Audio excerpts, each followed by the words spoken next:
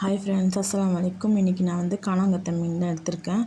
மீன் வந்து ரொம்ப பெருசாக இருந்துச்சு. எப்போவும் நான் கட் பண்ண மாட்டேன், மீன்காரன் நான் கொடுத்து தான் நான் கட் பண்ணுவேன். இன்றைக்கி என் வீட்டுக்காரன் வாங்கிட்டு வந்துட்டார்.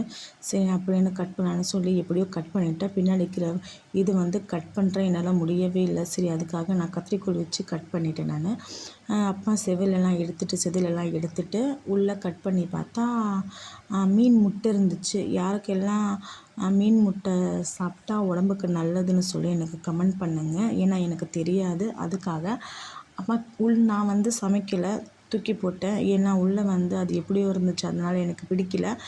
நான் வந்து தூக்கி போட்டேன். நான் அப்போ வந்து கழுவி ஒரு மசாலாலாம் தடவி நான் ஃப்ரிட்ஜுக்குள்ளே ஒரு 10 நிமிஷம் வச்சுட்டு நான் ஃப்ரை பண்ணிட்டேன்.